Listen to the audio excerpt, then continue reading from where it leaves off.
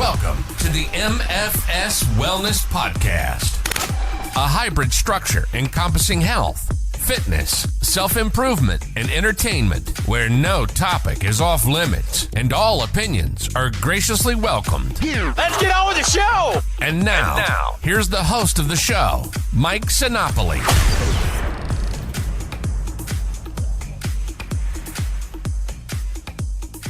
Welcome to the MFS Wellness Podcast. I am Mike Sinopoli, certified nutrition coach, consultant, counselor, call me whatever you would like. On this episode, we are taking yet another diversion, a bit away from the training and diet aspect of everything. We're discussing music and the effects of it on our health, our training, and just life in general. And this is a monumental episode, as I have brought in not one, not two, but three friends. This is the first multi-person podcast we're doing here. So to introduce these gentlemen that are going to have a great discussion with me on music, they come from a very good music background, a lot of knowledge here, a lot of effects over the last 40-something years in our lives. First guy up, you've heard him here before. You know he's a school teacher, a sober one at that. But he's also formerly the lead singer of the band Not Down and the keyboard player for the band Champions. His name is Sean Hennigan. Sean, how you doing, buddy? Doing great, man. At this point, I have to be the leading guest guy on this. I have to be. You are. I mean, this is your fourth time here. You're kind of becoming a regular. It's maybe you just join me up and you're just on it forever, you know? So that's now, so there you go. We like that. So every time you're on here, we get some good feedback. So far, so good. You're 3 for 3. Don't fuck it up. Okay. And the other guy making his debut here on the podcast, he's known for filming several concerts. If you check out his YouTube, he's got all kinds of old school videos, rare stuff that you can't find anywhere else. We can get into that later on as well. He's a DJ booth regular and a boy band metal connoisseur. His name is Brad Nolan. Brad, how's it going? What's going on, Mike? Glad to be here. Oh, yeah, man. Of course, dude. We're going to have a good discussion today. We know we all have all different aspects of music, and we're going to rely on you for those boy band metal ideas that you got. All righty. And then our third member here on the panel, he's an amateur drummer and a nutrition coach himself. His name is Rob Ruff. Rob, how you doing, buddy? Hello. I'm good. How are you doing, Mike? Wonderful. Of course, man. This is fun. This is good times. This is friends. We're here. We've been longtime friends. We all kind of got together in a way through music, which is kind of cool, I believe. We all have a little bit of that. And that's what's kind of kept us all friends throughout the years and such. So these are some good guys that I have on here that really get into this. Some people, maybe music, you're like, what are these guys going to talk about on something like this? How does this affect your health, your training, your mentality? But, there's just so much more to it if you haven't been ingrained in music in your life, if you haven't felt something and gotten there. So we're going to kind of get into that today. So we have a few lists of things we're going to go through. I took to Instagram where I have some answers to a question that I had asked and also a poll that I'll be giving you guys. But what I wanted to start out, guys, we're going to go right into it. And what I want to know is, what shaped you guys and those of listening, like think back. Have you ever thought about what kind of bands and artists actually shaped the person that you are today, whether that be the music you listen to, what you do, who you are, who's most influential to you? This is personal to you. This is something that can't be argued. We're going to give ours on here. And, if anybody's listening and wants to shoot that out to any of us at any point, we love talking about this kind of stuff.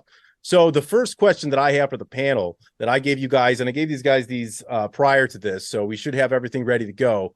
We're going to do kind of a Mount Rushmore type thing here, where we're going to list off 4 bands or artists that shape the person you are today. They're the most influential in your life. These are not necessarily your 4 favorite bands. They could be, they could not be. They could just be the 4 most influential ones that you consider to your life in any which way. There's no true rules. Maybe there's something sentimental about it, something that just opened the floodgates to something else, and just something that is really, really near and dear to your heart. So I'd like to start out with the guy who's been here before, Mr. Sean Hennigan. So what did you come up with for this one, buddy? All right. The 4 bands I've got are Green Day, Korn, everybody's favorite, Every Time I Die, and the last one is REM. So I picked REM's probably the random one out of there. Originally, I had the Stones, but I went REM. REM first live show that I ever saw was REM at the Allstate. And my dad said it's like one of his favorite memories, to where I looked at him like halfway through the show and just said, this is the coolest thing I've ever seen in my life. At that point, I had seen Michael Jordan live.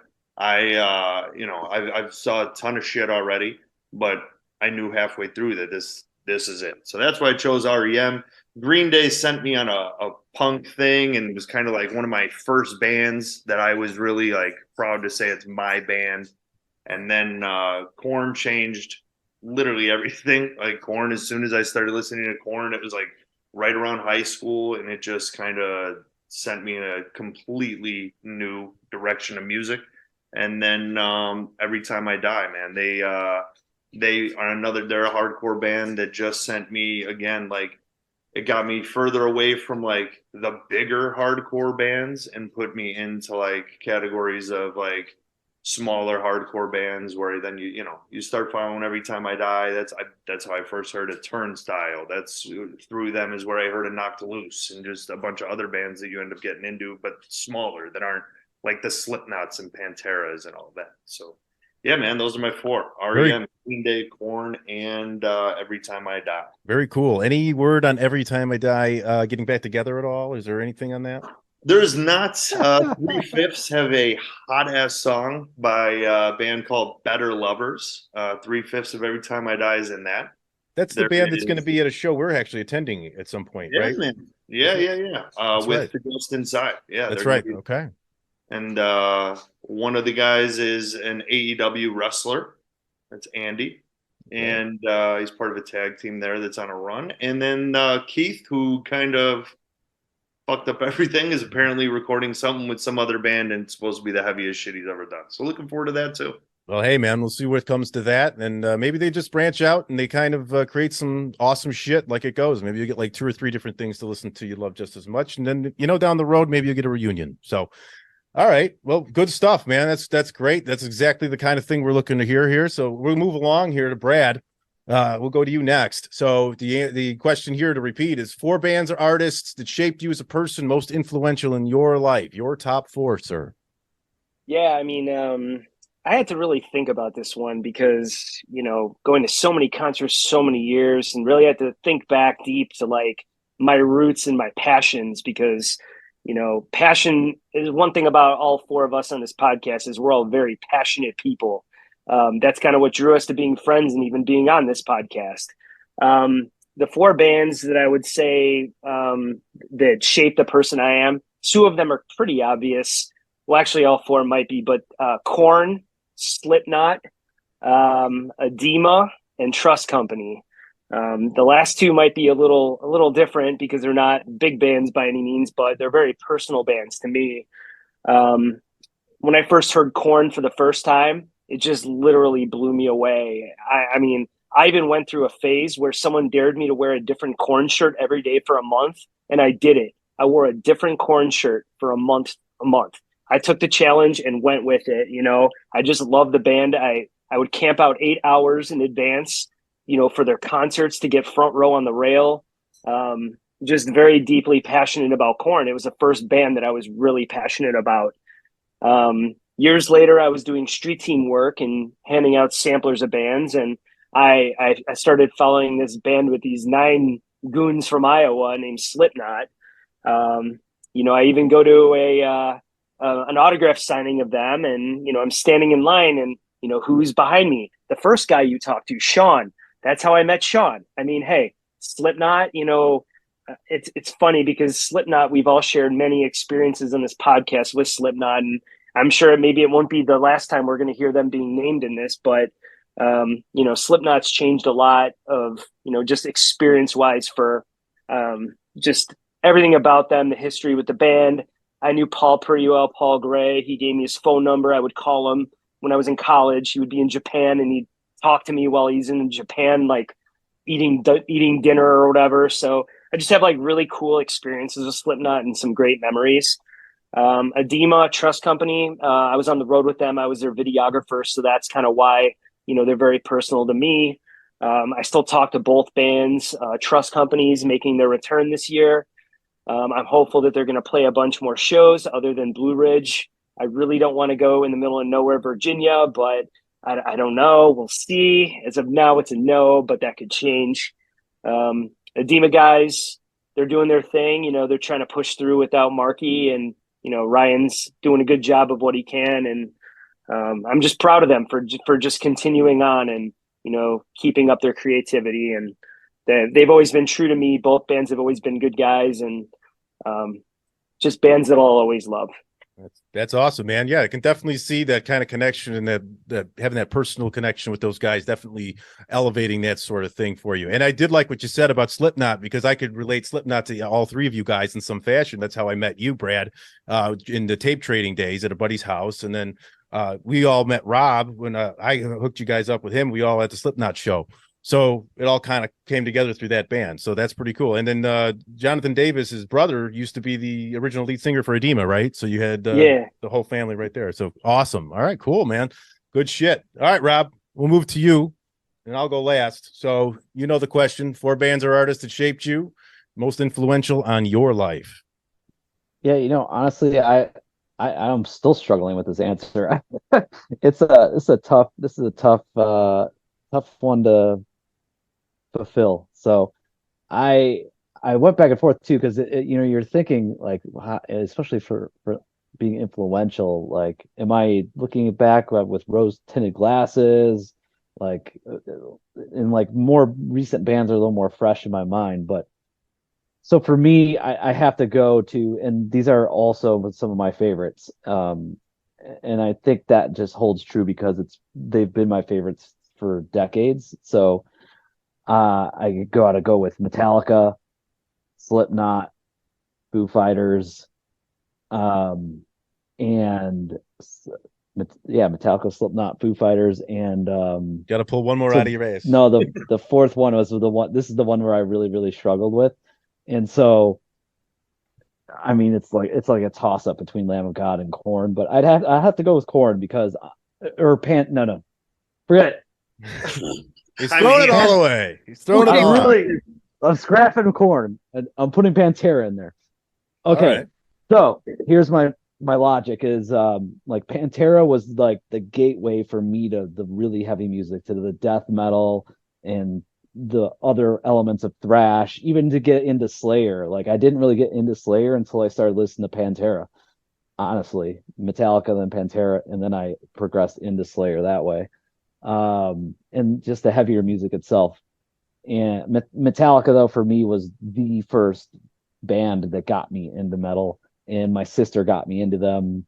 That was the first show I went to, 96 Lollapalooza, Metallica and Soundgarden, and that started a whole obsession with Metallica and just a passion, I would say. It's been like, there's nothing that makes me feel better than going to see Metallica play live, which is crazy. But there's just this feeling that I get that I don't get from any other band, and I've never, ever been able to replicate. So that's part of what with Metallica for me, for sure. And then Pantera being that gateway. And Slipknot is, just, again, formative years with Slipknot. The first album, self-titled, is just, it came out and it was like nothing I'd ever heard of. Like, what the hell is this? And I love it. And it's so angry. And I got picked on a lot in high school, and, I wasn't popular. And I mean, I had a lot of pent up rage, and this is the way I got it out in a healthy way, is just raging to this music, and not, taking it out on other people. Right. So I think that was hugely important for my mental health, is just having this outlet to scream and be visceral and really like feel the music. Like, for instance, Solway Firth, for whatever reason, like I viscerally connect to that song. Like I hear that song, and it comes out of the bellows of me, the depths inside me. I'm gonna interject on that really quick, because there is something about that song, and it took a minute for it to click for me, but there is something in that song that just brings out a feeling I can't even talk about. Solway Firth, and it's to me a top Slipknot song. But I totally hear you on that. I wanted to just call out that I feel what you're talking about there. So just go ahead. Absolutely, it's one of those songs, like if I want to like work out and go strong and hard, and I want to pull deep on a tough rep or tough set, like I can put that on and I can guarantee you I'm going to give it everything I've got. Oh, there you go, folks. And Solway then Firth, put it in. Solway Firth. And Foo Fighters for me too. I've been listening to them since I was 15 or 16. I mean, they've been around since the 90s. I went to the first Foo Fighter show at the Riv with my brother-in-law in 99 or 2000 maybe. And you know, I've been obsessed with them ever since, and I really connect with their lyrics a lot and the music. I love Dave Grohl as a musician, as a ambassador of rock and roll, hard rock. I mean, in all things, even metal. Like he loves all different kinds of music, and you know, flies that flag, and really is, you know, a proponent of music and using that as a tool to be not just a better person, but live a better life and vent in healthy ways. So have you guys ever seen that the movie with him doing a bunch of different Sonic Highways? Yeah, no. The HBO one. Probably should have known my Well, yeah. like Sound City. Yeah. Right, that's a good. Yeah. It was an awesome documentary about the studio. Yeah, agreed. City. Well, for sure, man. You can't argue Dave Grohl's status in the world of rock, being the drummer for Nirvana and then the front man for Foo Fighters. It's pretty iconic, to be honest. So good picks, man. Good picks, guys. I'll just give you mine here real quick. My first one is Ozzy Osbourne. Most of you guys must have known that. For me, the way I got into music was, believe it or not, through movies. I would buy soundtracks. I got the black box. My dad got the black box where we get free pay-per-views and movies and such. And I would just watch different movies, and I would get really into the music in the movies and associate it. And I remember one day I was at Blockbuster Video with my mom, and they had a little CD section where you could purchase CDs, and the Beavis and Butthead soundtrack was there. And I was just like, Ma, I want this. This movie's awesome, and I like the music in it. And there was a song that just kept clicking with me. It was called Walk on Water by Ozzy Osbourne, a very random song. And I would play it on repeat over and over again. It's not even on Spotify anymore. And that just said, I just started going to Best Buy, buying all the remastered Ozzy albums, all the different colored ones, if you know which ones I'm talking about, those album covers. And then bam, I just started listening to Ozzy all the time. Then I go to Florida. I'm watching in my grandma's condo. We got MTV on, and all of a sudden, for my second artist, this guy comes on TV and blows my mind. Weirdest looking motherfucker in the world, covering a song from the movie Striptease that I had on repeat as well by the Eurythmics, Sweet Dreams, and that would be Marilyn Manson. And I saw that video and that cover, and I thought, and I love the Eurythmics version. And I thought that cover was the coolest fucking thing I'd ever seen. And then bam, all of a sudden Beautiful People comes on, and I'm like, dude, Ozzy and Manson were my two things. I just leather jackets, I was grunge, I was goth looking and shit. And I was just all in on that. So those two kind of got things going for me. And those are the two artists that I say got me into be a metal fan, and they'll always will. From there, my uncle asked me to go to a concert with him, and I wasn't too familiar with the band. You might have heard of them before. Their name's Van Halen. So very similar to Sean with REM, Van Halen was the first concert I ever went to, and really got into the music aspect. Watching like Eddie play guitar was just incredible, and being there live at a show as 14 years old was just mind blowing to me, and I loved it. And what Van Halen helped me do was not just look for music that was current, but it helped me realize, wow, there's some good shit if I go backwards a little bit. I had to see him with Gary Sharon, but I got back through their catalog, and then I discovered other bands like Led Zeppelin, The Doors, all kinds of other older bands through them that kickstarted that in that direction. And then my fourth one, and I thought we were going to get all four of us saying this band, is Korn, because that is the quintessential new metal band. And like Van Halen kind of got me thinking backwards, Korn opened up everything going forward with new metal. And I think Blind, if you ask somebody, ask me, what's new metal? What do you do new metal? The only song I'm going to put on right away is Blind. That is the quintessential new metal song to me. And you might want to say Slipknot even surpassed them, and that's fair to say. But if you listen to the end of Ball Tongue, what does that song close with? You know what the end of the song close? You guys know what I'm talking about? Ball Tongue. It kind of sounds like a beer keg being hit, right? Yeah, I think 25-year-old Sean Crahan was listening to that, and got that idea. And on that track, on that album, there's also a track called Clown. So I'm making a conspiracy theory up that is how he got into that shit. And in 1995, when those guys, Paul Gray and what's his name, and Crahan had a band together, you know, what did they do after that? They expanded their percussion. They got it all from that. That's what I say. So those are my four most influential bands in my life that shaped where I am at today. Ozzy Osbourne, Marilyn Manson, Van Halen, and Korn. And you know what? They're not even my top 4 favorite bands. So that's just the kind of way we went with it here. So that's that. Any comments on my nonsense, boys? I mean, Korn for me was pretty close, honestly. You were almost there. I thought it was like, oh man, Rob said Korn. I was right there because I mean, I listened to them a lot. I mean, Rob was between Korn and Lamb of God and went with Pantera. It was yeah. So anyways, so good shit there. That would make a great band. Combine all three. That would be. It would be. All right, so let's move it along. That was interesting. That was interesting for sure. So the next bullet point here that we got, the next question we're gonna sort of rattle off here. We're gonna since this is a health fitness type of podcast, I got to kind of go in that direction a little bit. I also asked Instagram this one. We'll get to those. But if you could only listen to one band or artist while strength training or training in general in any way for the rest of your life, it'd be which band? If you can pick one band, that's basically who you can just press play and go. We'll go right back in order. And Sean, you'll kick it off. So the one band, kind of like Rob, I was between two. I'm like, I don't know. So I'm just going to name them both because I don't care. It's between Slipknot, who I could just throw them on, or Glassjaw, actually, for me. I'm a big Glassjaw guy. I've always been a big Glassjaw guy. And it's just, it's so different from everything else. And it kind of gives you the up and the down, the ebbs and flows. And just kind of it'll give you a ton of aggression, but then also you focusing on your breathing and stuff. You know what I mean? Oh, yeah. It's one of those albums that, as heavy as it is, I can also find parts in it where it's super relaxing and kind of brings you back down. Just Glassjaw for me is absolutely the one band that when I'm lifting, I'll throw that on if I have to pick one. You know what? I'm going to throw on some Glassjaw next time I lift because I'm not as familiar with them as I should be. So I'm going to go for that. All right, Brad, go back over to you when you're getting in the gym, strength training, doing any cardio, whatever it might be. What's the one band, if you can only pick one to listen to the rest of your life, who you got? I mean, this one might shock you. You probably would think I would say Slipknot, but I'm going to go close, and that's Mudvayne.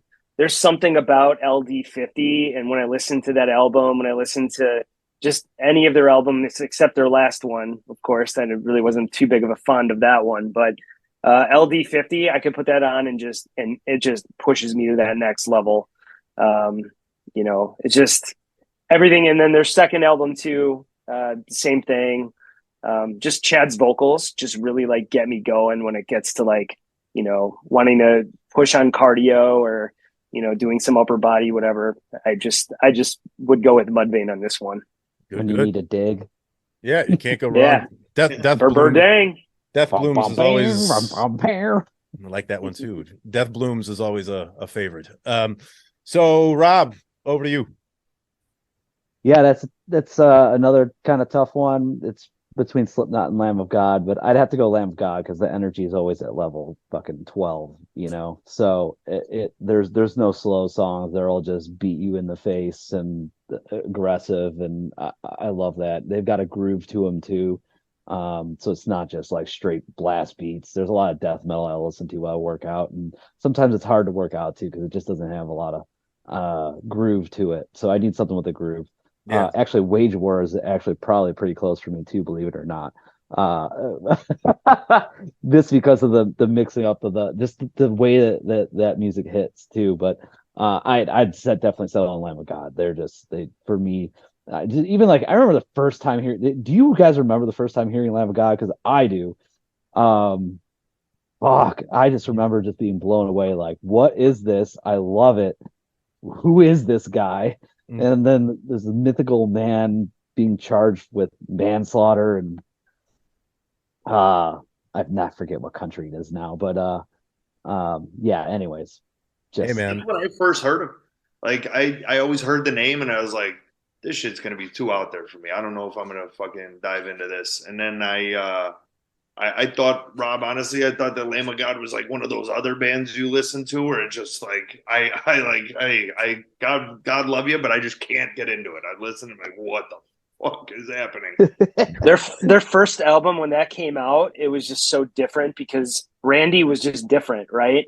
I think, Rob, I think the country you're thinking of too is the Czech Republic, where that happened. Czech Republic. But yeah, they were just different, right? And that first album they came out was just so powerful. So I could see how that drew you in real easy.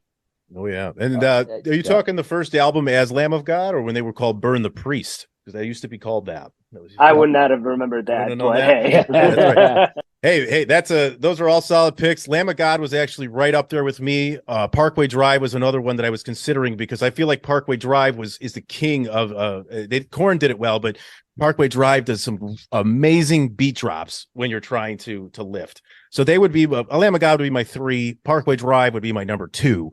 But my number 1 band, and you guys are probably going to think I'm going to say Slayer because they are my ultimate favorite band, but it's not. The number 1 band, if I can hit play on their discography and just go, is Amon Amarth, because those guys, that's fucking brutal Viking metal. It's got groove like Rob was talking about. The riffs are sick. The vocals are always where they need to be, and I could just feel like I'm lifting heavy ass trees like a big shitty Viking out in the woods somewhere in Scandinavian countries, and just like a monster through everything. And it just, no matter where I'm at, how I'm feeling, there's never the wrong time to play Amon Amarth if you're lifting weights in the gym. Bottom line, if you haven't done it before, give it a shot. If you're not feeling it, throw Amon Amarth on. Guaranteed it'll help you out. So Vikings, raise the shield wall. that is probably, and the one you just, the song you just said, if anyone's listening, if you need a song to get you going, hit a PR or anything of the sort, Shield Wall by Amon Amarth is probably the greatest song to lift to that I can think of right now. And all the Lamb of God tracks aside, it's amazing. So I did take over to Instagram and I asked some followers this exact question. If they could only listen to one band or artist, who would it be? So I have a list of what was said to me. So here we go. I'll kind of just read them off. You guys feel free to interject. They're anonymous, basically. So say what you want. First one, DMX. Okay. Yeah. I can see it. I can see that as a pretty hardcore rap type thing. I'm not too big on DMX, but hey, here's one for you, Brad. It's BTS with 2 exclamations, and then it says Brad will know exactly who sent this in. LOL. Do you have any guesses on who sent that in, Brad? That was definitely 100% Kathy, without a doubt. That was Kathy, without a doubt. Yes. Okay. Somebody said Fit Radio, and then says, I know I didn't follow directions. Haha. Okay. Somebody else said Underworld. We have Eminem. Here's a weird one. You think either Brad or I might have sent this one. And Tommy Vexed. Somebody would listen to Tommy Vexed. That's the lead singer from Bad Wolves, former lead singer of Bad Wolves, correct? 2 people said Tupac. I thought that was wild. And they both spelled it differently. What do you guys consider the right spelling for Tupac? Is it Tupac or the number 2 PAC? It's number 2. Is that what's number 2? Is that the way we do it? Is that right? Is that the right way? I think if you're typing his name, if you're saying his name is Tupac. The stage character is 2, the number 2 Pac. So they should have probably, depends what they're talking about. But that's the way I think of it. Okay, all right. Moving along, the next person says, honestly, Def Leppard. Okay. I don't know. I don't think I could really lift to Pour Some Sugar on Me. They do have some other good tracks that I do like, but whatever. To each their own. We got a Linkin Park entry here. This one was not from me, but an Ozzy Osbourne. We got Morgan Wallen. Yeah, I like country. Metallica was not anybody here. And then last but not least, the only one here in the room that did answer this was somebody that said a band called Blind Channel. And I wonder who that was. I have not a clue in the world. Yeah. Could that Rob, I know how much you love them, If anybody's out there is wondering who Blind Channel is, and to let you in on a little inside joke between the 4 of us, there is a band, I believe from Finland, who they've coined themselves as the Backstreet Boys of heavy metal. Is that what they said? That's what they said on their Instagram. At least it was as of a couple days ago. So those are what we got from Instagram. And then we're going to move along here to our next question for you guys. And we'll start with Sean, like we'll go in the same order. A band or artist that instantly kills a good mood for you. One you have to turn off immediately when they're played. So it's not even just like, oh, I don't like them very much. It's like literally like you run to the fucking phone to change that shit because it's fucking killing you to hear it. John? My band, I'm pretty sure all three of you probably know this, and it is absolutely my least favorite fucking band, and they're so popular, and I just do not get it. But the Red Hot Chili Peppers are the worst fucking thing. I can't stand any of it, literally any of it, and you can't avoid it. They're like, awful. You cannot fucking avoid it, and it's absolute garbage, dude. I got to agree with you on that. I'm not saying that's my answer, but boy, they are a contender for me as well. And I don't understand how they're that big, but hey, whatever. All right. Well, I like them. I don't know. Well, we'll go to you, Brad. What do you got? Yeah, I mean, I can't disagree with the Red Hot Chili Peppers, but mine is probably going to be one that's going to go, well, I mean, you could call them whatever you want, but there's something about Imagine Dragons that just bothers the living shit out of me. I mean, anytime a song comes on, I'm like, is this AJR, Imagine Dragons, 21 Pilots? Like half the time I like get them all confused now at this point because they all try and sound like each other. And I just, something about the guy's voice, it's so generic. I know that people love them, but they're just not for me. And none of their songs, I've just always just been like, no, turn this off right away. I can't listen to them.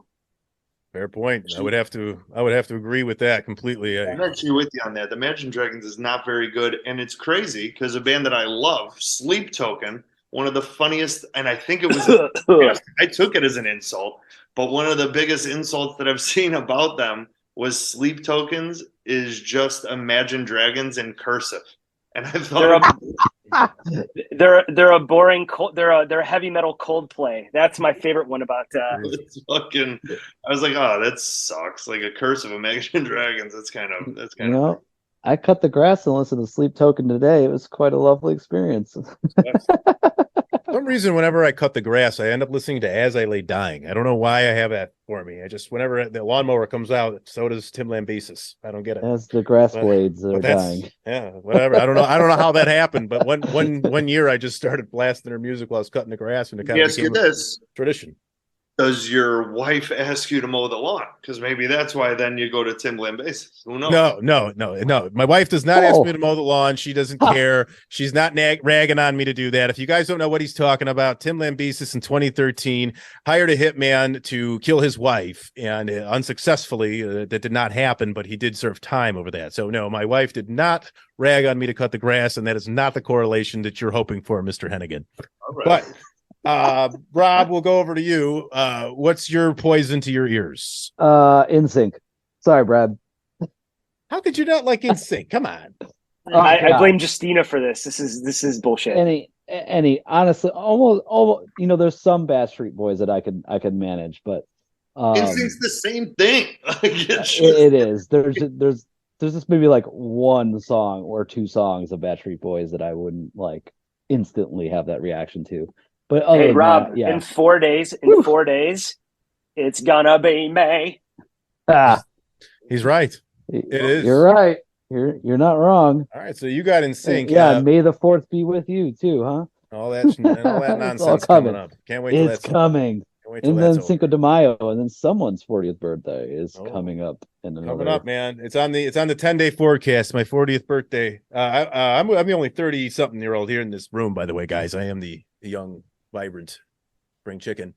But anyways, my band, you guys might think, I agree with a lot of what you guys said over there. I originally had the Dave Matthews Band down for this, but I actually listened to them today. And then I listened to against another band, and the other band annoyed me more. And that band is Jane's Addiction.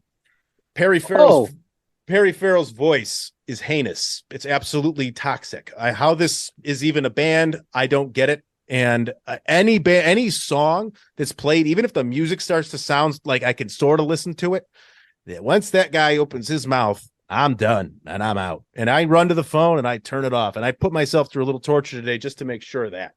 So Jane's Addiction's there with me. Chili Peppers would be a runner-up, as well as Guns N' Roses. They're terrible. So I did also do a poll today. I asked people how important music is in their training routine. I didn't have this as a question for our panel because I know that in training we're all listening to music, so we don't need to tell us that. So I gave 4 different options here. So how important is music in your training routine? 66% of people said it's literally a must. 31% said they prefer it, but it's not necessary. 3% are indifferent, and 0% said they dislike music while training. So that's good to hear. I have heard of some people say they don't like to listen to music while they're lifting. I don't get it. I would rather forget my gym shoes and work out in my bare feet or my loafers than not have my earbuds, because that's how important it is to me. So I actually practice that. I practice going to work out without music. Yeah, what made you want to do that? I'll go for like a couple weeks and not bring anything, and I'll force myself to just deal with the environment, my thoughts, like whatever sounds, music.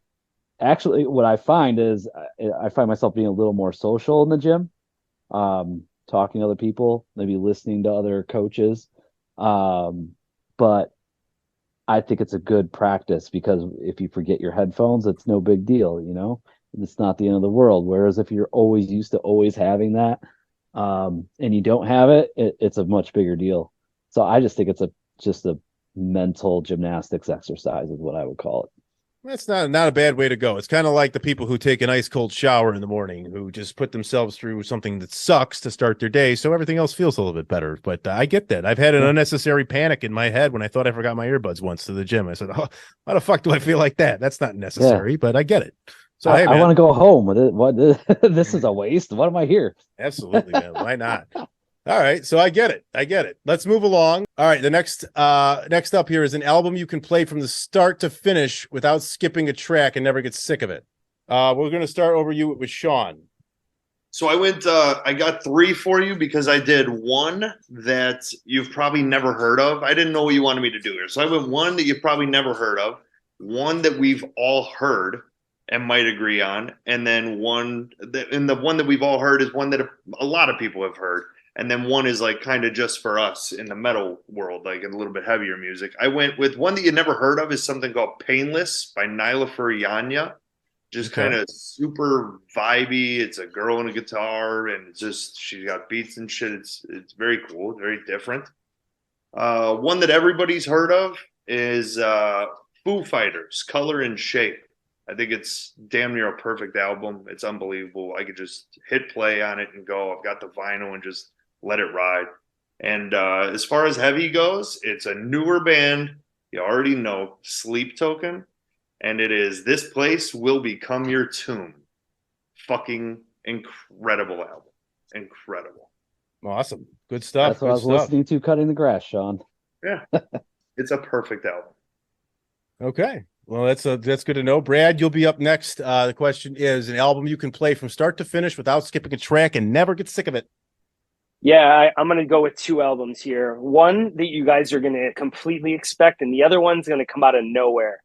The first one that you'll actually expect, Slipknot, self-titled, that thing from front to back, forward, even the tracks like Snap and the other ones that weren't even released on the album, anything from that album, or like rough like B cuts that never made it to that album, all absolutely amazing. I could listen to it nonstop. If you were to tell me one album forever that I had to listen to, that would be that album. But if I had to give a second album as well, it's actually brand new. The Devil and God Are Raging Inside You. That album is just such a emotional ride of a interesting individual, but to say the least. But yeah, I would say both of those albums are probably my 2 for this one. Good stuff. Rob, over to you. There's so many of these, honestly. There's a lot. But one that stood out to me, and hopefully I'm not stealing it from you, Mike, Slayer, Rain and Blood. It's just a classic. Just go balls to the wall. Just right out the gate. You know, it is considered one of the greatest thrash metal albums you could ever throw on. It's not my favorite Slayer album, believe it or not. Mine is Seasons in the Abyss, which I didn't actually pick here, but that could be a contender for me. However, I did go with Hybrid Theory by Linkin Park. I still, to this day, can hit play on Paper Cut and listen all the way through. And to me, that album just doesn't seem to get old. You know, even if I take a break from it for a while, even a year or so, and I go back to it, it still seems to give me this just good fucking feeling all the way through. Linkin Park, Hybrid Theory, 100%. So good picks, gentlemen. I like that. We'll move on to the next one. Top 3 genres, your personal top 3 music genres. And now I know you can go as, you know, I know metal has a lot of subgenres. You can answer it however you really want. I kept it more high level because I just kept put metal in as one thing. So your top 3 music genres and when you think you listen to them the most, and maybe a certain genre, when you're doing something, you listen to this. When you're doing something else, you listen to that. Sean? The top 3 I've got would be, like, I went real broad with it. I just went like metal, and metal encompasses every band that we talk about damn near every day. It's every band from Metallica, Every Time I Die, like Sleep Token, I throw into that. Like, so we'll go metal, rap. I'm a pretty big, like, I kind of get into a lot of rap. I get into even new rap I get turned on to from students from school and shit. So like, rap is a big one for me. Especially right now, Kendrick, Can't Miss, and Run the Jewels. To me, they're both amazing right now in that world. And the other one is just rock, man, just straight rock. Like, but under that category, I put bands like everything from Arcade Fire, The National, stuff like Foo Fighters, like kind of all that. I just throw into the rock category. So that's the 3 I went: metal, rap, and rock. And when do I listen to them? Is that what you said? Yeah, well, like when? Like, do you like have a certain point when you like listen to rap more when you're driving? Do you listen to one more when you're reading, when you're working out, when you're just jerking off, whatever, man? I think rap is jerk off exclusive. What else? I think it's honestly just the vibe. Like, my vibe changes day to day. It doesn't matter what the hell I'm doing. Like fall and winter, I listen to a lot of The National. To me, it's just they're a big like fall and winter band. Like summer brings out a lot more hip hop in me and more like a party vibe, I think. You know what I mean? But day to day, it really matters. Like, it's hard shit every single day. I listen to metal every day. Yeah. Everything else gets dispersed in. Absolutely. I can understand that. All right, Brad, same question over to you, my man. Top 3 music genres and when you listen to them, doing what and when? Yeah, I mean, this one's kind of cool because it kind of goes across eras of my life. I'm going to start with nu metal because nu metal is my main focus of a lot of stuff. You know, starting with like the Korn, Limp Bizkit, Cold Chamber, Deftones, Cold. You know, you even go to the more the obscure bands like Reveille, Shovel, Third Strike, Apartment 26, Head PE. You know, Edema, Trust Company, all those bands, I'm going to lump them all into that. And some people wouldn't consider like System of a Down in that, but, you know, all those bands from that era are clumped into that group right there, at least for me. The next era I'm going to go metalcore. You know, a lot of these metalcore bands, you got the I Prevail, Wage War, Motionless in White, you know, all those bands, I'm going to clump that together because I listen to a lot of the metalcore. But one that might probably not going to surprise people, but I love my progressive house and melodic techno. I'm big into house and, you know, techno, tech house. Anybody from Eric Pritz, who I think is probably the greatest music producer in the history of electronic music, to Gesaffelstein, to The Magician, who's another one of my favorites. I've been listening to during the day when I work. I listen to a lot of dance music, mostly in the mornings when I wake up. I put on techno, tech house, and then later in the day I move on to like hard rock, metal, nu metal, and I kind of just go about it that way. So when I work out, it's a mix of both and a mix of all 3 genres. And yeah, I'll always be going to all 3 of those genres live because I love everything about each of them. Awesome, man. Yeah, definitely. Three fantastic genres right there that I love myself as well. So fantastic. All right, Rob, you're up. All right, another tough one for me, especially. But I'm gonna just try not to go too granular in terms of subgenres. So I'll go with metal. But if I had to pick a subgenre of metal, like the top dog, it's probably death metal. Um, just the brutality of it just really gets my energy going. Just something I can vibe with. It just, yeah, I don't know. There's something about it that just really connects with me.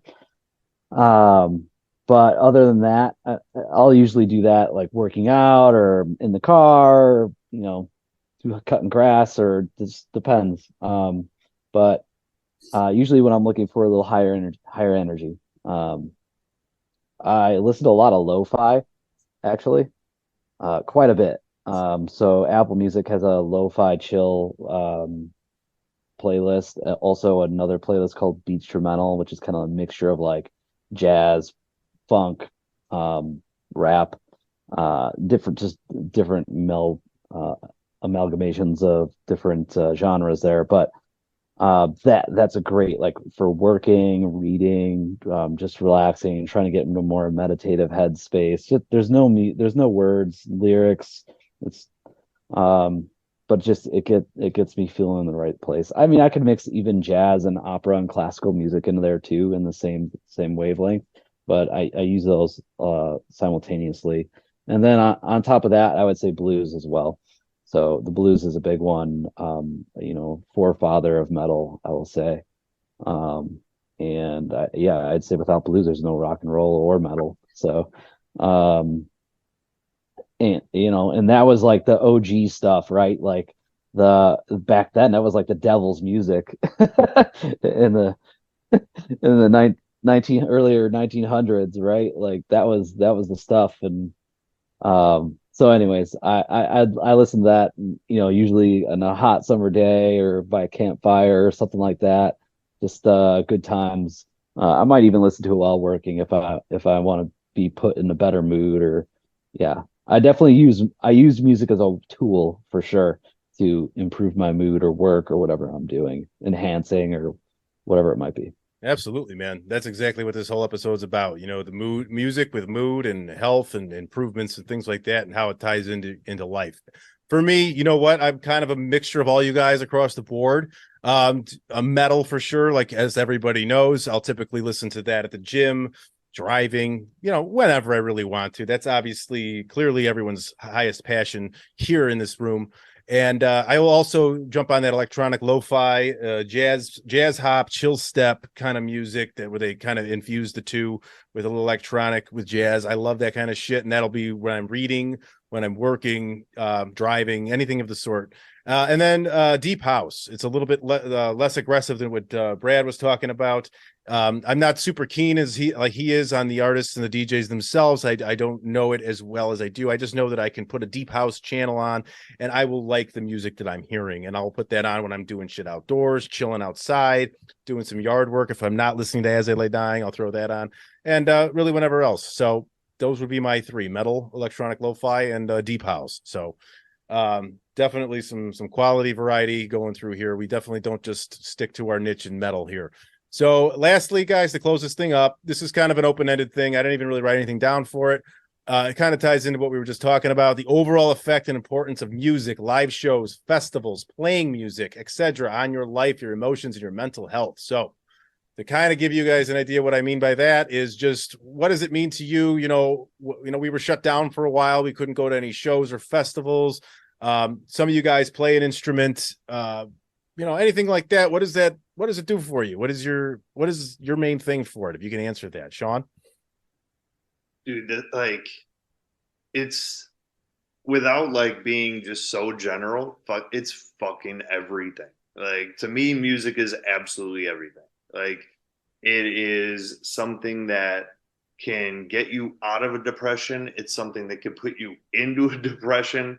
When we were locked down, that was like, yeah, it sucked not seeing friends and shit, and you'd Zoom people here and there, whatever, text everybody, obviously. But like, the whole no shows thing was, dude, we 3 of the 4 of us were so fucking desperate. We went to a drive-in theater and watched a Metallica like performance. You know what I mean? Just to get fucking anything with people around us. Like that was easily for me the hardest fucking part of quarantine and all that shit was no live music. Like without it, I'm just honestly lost. And music's just like, you know, we all listen to music. We go to a million shows. I was in a band. I've been in bands since I was 15 years old, getting dropped off at practice to go scream into a microphone. Like it's literally everything to me. Like if it was the dream when I was little, like it's always been the dream. And it's something that I could not, I've said I'd rather be blind than deaf because I couldn't imagine not listening to music again. It's everything. Awesome, man. That's a great, you really highlighted a lot there. And then I respect all of that, man, for sure. Totally agree with you for the parts that I can. All right, Brad, what do you say? Yeah, I mean, I think we all kind of agree that music is everything. Sean put it in the best terms there because, I mean, we wouldn't have a lot of our friends. I wouldn't know 90% of the people I do now if it wasn't for music. And music draws us together. It's, you know, our passions draw us together. And it's so amazing to go to these live shows and be engulfed in the live music vibe of everything. It's just, and it can definitely get the best of you too. I mean, you know, going on the road with bands and, you know, I was the one person who was never musically talented. I tried to play the guitar 3 times and I was awful. I can't sing. Trust me, you don't want me to. You actually heard me a couple minutes ago singing in sync and it was not that great.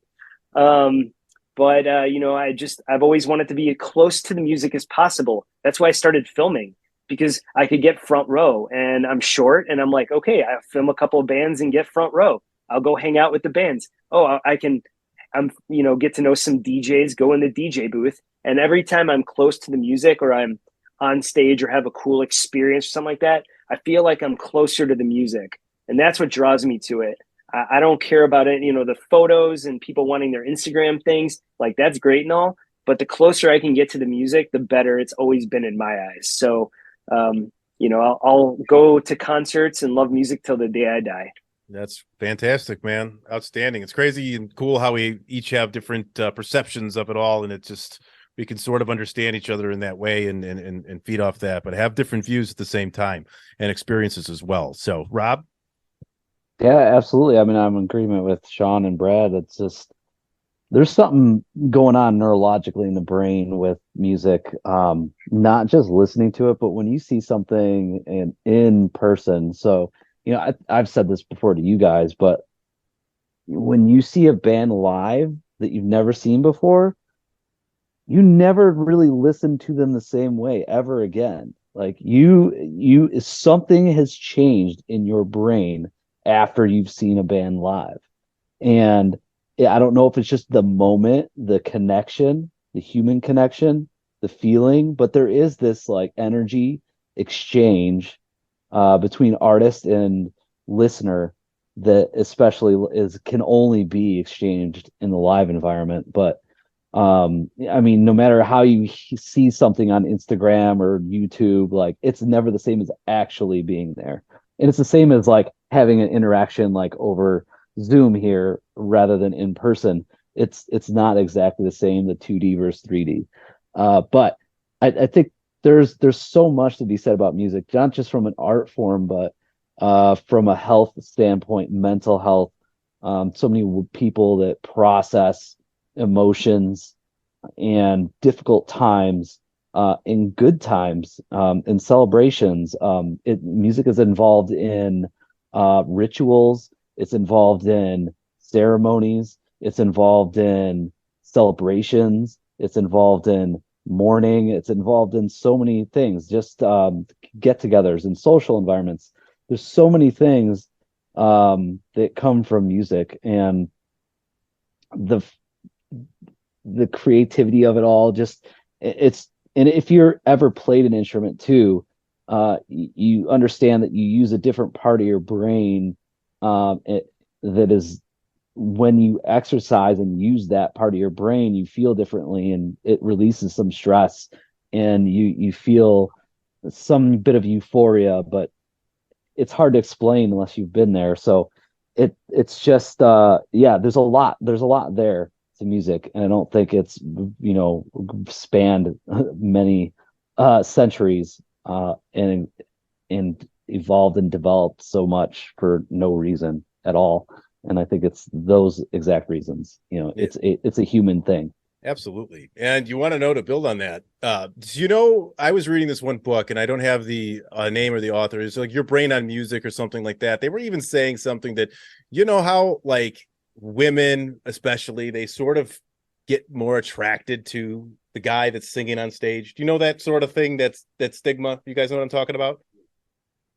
Yeah, for sure. Like, it's actually supposedly something that in us, instinctual, that was some sort of mating call from back in the day. Like that somebody would say something like that, and then that would get more mates. The person that was singing the loudest. This guy went way back in this kind of stuff, how deep this shit goes. And that's exactly what you're talking about. Have you ever guys also had it, like you guys were saying before, when you kind of go and see a show and things change after it's live? Once you've seen that band live, even though you might have heard them before, you go see them live. Is there just a new excitement to go turn their music on the next day? Did you guys ever get that feeling? Yeah. You know what I'm talking about? Yeah.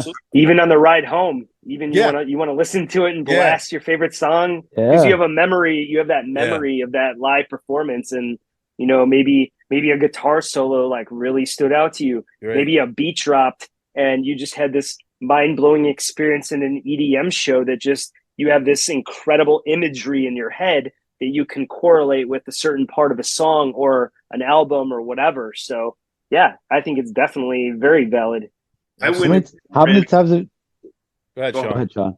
I was gonna say I went as far as the when we saw Lamb of God, the last time we saw Lamb of God. Now it was the first time I ever saw him. So I saw him and I was like, this was so fucking awesome. Literally looked up the set list that night and just made a playlist of the set list so I could just hear that exact version again. That exact music again the next day. Done the same thing, Sean. So many times. Yeah. So, I mean, how many times have you guys said like, hey, it was okay when I listened to it, but I'd have to see it live. I might change my mind. Because how many times have you seen a band that you're just on the fence about? Yeah. Wage War. That was Wage War for me. I was on the fence about him. I saw him live. I was like, this is awesome. Great. That's Arcade Fire. So Arcade Fire, I know people like you guys, none of you guys like them and you think they're just another band. And I know, Brad, you saw them live, but to me, they're just a band. There's 8 or 9 of them on stage and they're just all having a good fucking time up there playing music. So even I love the music. So then seeing them also put that kind of show on is awesome. But I've also brought people to see them who were not that into them and saw them and were like, holy shit, those guys were fucking good. That was awesome. That was a great time. So yeah, that's exactly what you're saying. Very cool. Like Metallica. Stuff. I got a band called August Burns Red. I don't know what, I've seen this band 2 times. I can't get into them listening to their recorded music. I don't think they're bad by any means, but when I see them live, I love it. They're just so good. It's very weird. I can't explain that one at all. Yeah. But I'm the same with Whitechapel. That's how I feel about Whitechapel. When I see them live, I'm blown away. But when I listen to their music, I'm I can't just sit at home and listen to it. Sure. But when live, they're just absolutely brutal and insane. I can see that. Coming to the House of Blues very soon. Another great band to lift to. A lot of their stuff is the Elitist Ones. Great song for lifting. If you're listening out definitely. there. So They've got a lot of good ones. Absolutely. And guys, I agree with everything you guys pretty much said. You covered it all, so I don't really have too much to add to that. Just that without music and without the shows and the festivals and things like that, we really lived through something too that was that was taken away from us, and that was something that I know took my mood down for a little bit. I don't like to give it that much credit, but it did. But we're back. It's back. It's fine. It's back to normal.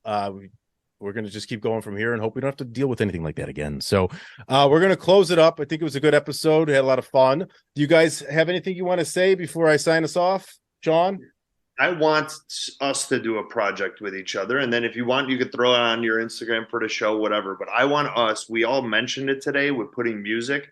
Each of us come up. I don't know if you guys all have Spotify or if you have Apple Music or what you got. Each of us come up with our own playlist to work out to. and then send it to each other. Because I'd like to, you guys are all talking about stuff. I'd like to lift to your shit or do whatever to your stuff. And let's all do that. A 20-song playlist, knock it out, and send it to each other. Careful what you ask for, Sean. Do one. And I do have one already made. If you'd like that, I'll send it over to you. It's actually under the MFS Wellness Metal Podcast on Spotify if you want to go ahead and search for that. But I'll send it over to you. Brad, you got anything else you want to say before we head out? Nope, not at all. But I appreciate hearing everybody's deep thoughts about music, because music is something that's so important to all four of us, and it's always fun to hear everyone's deeper thoughts about it. Absolutely. Yeah, maybe we'll spin this thing off and do our own podcast strictly on music. We can go any which way on that, and I think the four of us can talk for days about it. Rob, do you have anything else you want to add before we get out of here? I think I've said it all. Yes, you have. Okay, these guys are Sean, Brad, and Rob. If you guys want to, if anyone's listening and wants to shoot the shit with either of these guys, we're going to just stick with Instagram here. Sean is No Left One. It's at No Left One, NOLEFT, and the number 1 on Instagram. Brad is at Brad_Nolan over on Instagram. And Rob, Instagram again, Metallica Ruff, RUFF at the end there. And me, you know where to find me. I'm also on Instagram, Facebook, LinkedIn, Twitter at MFS Wellness. You can drop me an old school email, mike@mfswellness.com. So for Rob, for Sean, and for Brad, thank you for listening. And until we do another episode, we will talk to you then.